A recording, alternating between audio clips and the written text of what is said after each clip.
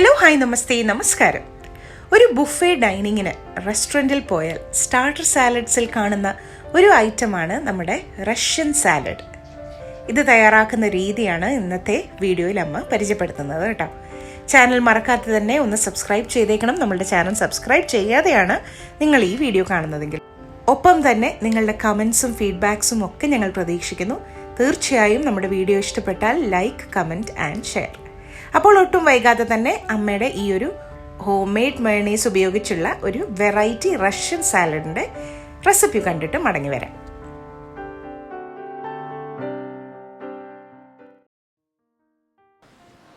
ഇതുപോലെ ഒരു പാനിൽ വെള്ളം തിളയ്ക്കാൻ ഞാൻ വെച്ചിട്ടുണ്ട്. വെള്ളം നന്നായിട്ട് വെട്ടി തിളച്ച് തുടങ്ങിക്കഴിഞ്ഞാൽ അതിലോട്ട് ഒരു 10 ബീൻസ് ഇതുപോലെ കട്ട് ചെയ്തതാണ്. അത് വെള്ളത്തിലിട്ട് 1 മിനിറ്റ് ഒന്ന് വെട്ടി തിളച്ച് കഴിഞ്ഞാൽ നമുക്ക് കോരി മാറ്റാം.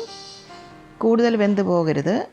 ആ പച്ച കളറൊക്കെ മാറുന്നതിന് മുമ്പായിട്ട് തന്നെ നമുക്കിത് കോരി മാറ്റണം.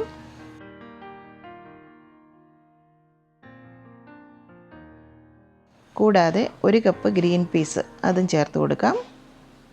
ഇതിപ്പോൾ ഫ്രോസൺ ഗ്രീൻ പീസാണ് കേട്ടോ. അതല്ലെങ്കിൽ ഫ്രഷ് ആയിട്ടുള്ളത് വേണമെങ്കിലും യൂസ് ചെയ്യാം. 1 മിനിറ്റ് കഴിഞ്ഞാൽ അത് നമുക്ക് കോരി മാറ്റാം. ഒരു വെജിറ്റബിൾസിൻ്റെയും കളറ് മാറിപ്പോകാൻ പാടില്ല. അതിന് മുമ്പായിട്ട് തന്നെ നമുക്ക് കോരിയെടുക്കണം. ഇനി ഒരു 2 ക്യാരറ്റ് അതും ഇതുപോലെ ഡൈസ് ചെയ്തതാണ്. അതും ഒരു 2 മിനിറ്റ് കഴിഞ്ഞാൽ നമുക്ക് കോരി മാറ്റാം. വെജിറ്റബിൾസ് എല്ലാം ക്രഞ്ചിനെസ് നഷ്ടപ്പെടാതെ വേണം ബോയിൽ ചെയ്തെടുക്കാൻ.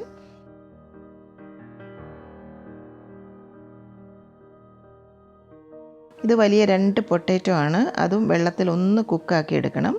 പൊട്ടറ്റോയ്ക്ക് ഒരു 2 മിനിറ്റ് എങ്കിലും വേണ്ടി വരും ഒന്ന് കുക്കായി വരാനായിട്ട്. എങ്കിലേ അത് വെന്ത് കിട്ടുകയുള്ളൂ. ഇതിൽ മാത്രം ഒരു 1/4 ടീസ്പൂൺ ഉപ്പും കൂടി നമുക്ക് ചേർത്ത് കൊടുക്കാം. ഇതിപ്പം വെന്തിട്ടുണ്ട്. ഇത് നമുക്കിനി കോരി മാറ്റാം. ഇനിയിപ്പം ഇതുപോലെ ഒരു ബൗളിലേക്ക് സാലഡ്സിൻ്റെ ഇൻഗ്രീഡിയൻസ് ഒക്കെ നമുക്ക് നന്നായിട്ട് ചേർത്ത് കൊടുക്കാം. ആദ്യം തന്നെ വേവിച്ച് വെച്ചിരിക്കുന്ന വെജിറ്റബിൾസ് എല്ലാം ചേർക്കാം. ആ വേവിച്ച് വെച്ചിരിക്കുന്ന പൊട്ടാറ്റോ ആദ്യം ചേർത്ത് കൊടുക്കാം. പിന്നീട് ക്യാരറ്റ് ചേർക്കാം, ഗ്രീൻ പീസ്, ബീൻസ്.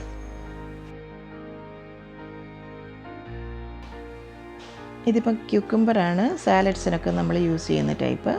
ഇത് ഒരെണ്ണം ഞാൻ എടുത്തിട്ടുണ്ട്. അതും ഇതുപോലെ സ്ക്വയറായിട്ടങ്ങ് ഡൈസ് ചെയ്തെടുത്തിട്ടുണ്ട്.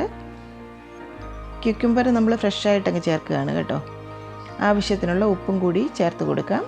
1/2 ടീസ്പൂൺ പഞ്ചസാര കൂടി ചേർക്കാം. 1/4 ടീസ്പൂൺ കുരുമുളക് പൊടി.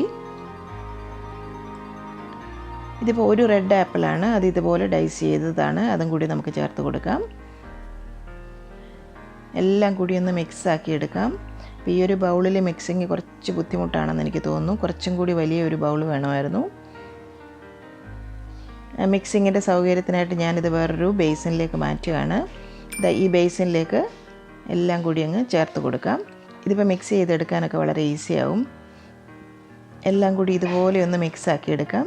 ഇനി ഒരു 1/2 കപ്പ് ഫ്രഷ് ക്രീം കൂടി ഞാൻ ചേർക്കുന്നുണ്ട്. കൂടാതെ 1 കപ്പ് ഫ്രഷ് ആയിട്ടുള്ള ഹോം മെയ്ഡ് മയോണൈസാണ്. ഹോം മെയ്ഡ് മയോണൈസിൻ്റെ റെസിപ്പി ഞാൻ നേരത്തെ അപ്ലോഡ് ചെയ്തിട്ടുണ്ട്. കാണാത്തവർ ഒന്ന് പോയി കണ്ടു നോക്കണം. എല്ലാം കൂടി മിക്സ് ആക്കാം.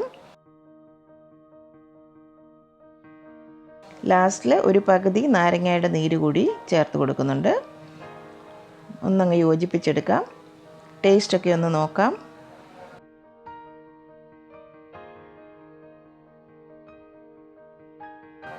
ഇനി ഒരു 3 മുട്ട ബോയിൽ ചെയ്തതാണ്. അത് ഇതുപോലെ 4ആയിട്ട് കട്ട് ചെയ്തതാണ്. അതും കൂടി ചേർത്ത് കൊടുക്കാം. ചിക്കൻ താല്പര്യമുള്ളവർക്ക് ബോൺലെസ് ചിക്കൻ ഉപ്പും കുരുമുളക് പൊടിയും കൂടെ ചേർത്തിട്ട് വേവിച്ചതിന് ശേഷം ചെറിയ ചെറിയ പീസസ് ആക്കി വേണമെങ്കിൽ ചേർത്ത് കൊടുക്കാം കേട്ടോ. മുട്ട താല്പര്യമില്ലാത്തവർക്ക് അതും അവോയ്ഡ് ചെയ്യാം. പക്ഷേ മുട്ട കൂടി ചേർക്കുമ്പോഴാണ് സാലഡിന് നല്ലൊരു ടേസ്റ്റ് ഉണ്ടാകുന്നത്. മുട്ട ഇടുന്നില്ലെങ്കിൽ നിങ്ങൾക്ക് വേണമെങ്കിൽ പൈനാപ്പിൾ ചെറിയ പീസസ് ആക്കി വേണമെങ്കിലും ആഡ് ചെയ്ത് കൊടുക്കാം. അപ്പോൾ ഇതൊക്കെ നിങ്ങളുടെ താല്പര്യം അനുസരിച്ച് എങ്ങനെ വേണമെങ്കിലും മോഡിഫിക്കേഷൻ വരുത്താം കേട്ടോ. അപ്പോൾ ഇത്രയേ ഉള്ളൂ. ഇതിനെ നമുക്ക് സെർവിങ് ഡിഷിലേക്ക് സെർവ് ചെയ്യാം. അതിനുശേഷം ഫ്രിഡ്ജിൽ 1 മണിക്കൂറെങ്കിലും ഒന്ന് തണുപ്പിക്കാനായിട്ട് വെക്കണം. ചിൽഡായിട്ട് വേണം ഈ ഒരു സാലഡ് നമുക്ക് സെർവ് ചെയ്യാനായിട്ട്.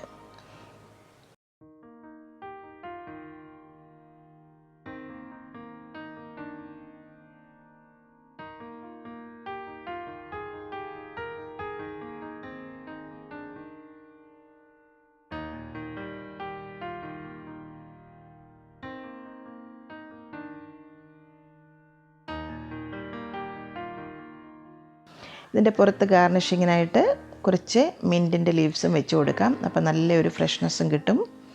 വളരെ ടേസ്റ്റി ആയിട്ടുള്ള ഒരു സാലഡാണ്. ഇതിന് വേണമെങ്കിൽ ലെറ്റ്യൂസിൻ്റെ ലീഫ് ഉണ്ടെങ്കിൽ അതിൽ തന്നെ ഈ ഒരു സാലഡ് സെർവ് ചെയ്തെടുക്കാം. അപ്പോൾ കാണാനും നല്ലൊരു ഭംഗിയായിരിക്കും. അപ്പോൾ എന്തായാലും നിങ്ങളിതൊന്ന് ട്രൈ ചെയ്ത് നോക്കണം. എപ്പോഴും പറയുന്നത് പോലെ നിങ്ങളുടെ അഭിപ്രായങ്ങൾ കമൻറ്റ് ബോക്സിൽ ഒന്ന് എഴുതാൻ നിങ്ങൾ മറക്കല്ലേ കേട്ടോ.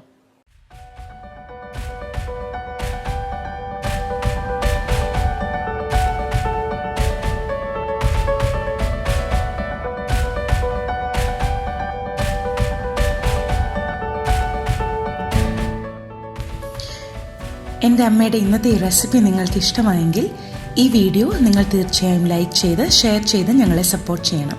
ഒപ്പം തന്നെ കറി വിത്ത് അമ്മ സബ്സ്ക്രൈബ് ചെയ്യാനും ബെൽ ഐക്കൺ ക്ലിക്ക് ചെയ്യാനും മറക്കരുത്. പെട്ടെന്ന് തന്നെ ഞാനും അമ്മയും മറ്റൊരു റെസിപ്പിയുമായി എത്തും. അതുവരേക്കും നന്ദി. Good bye.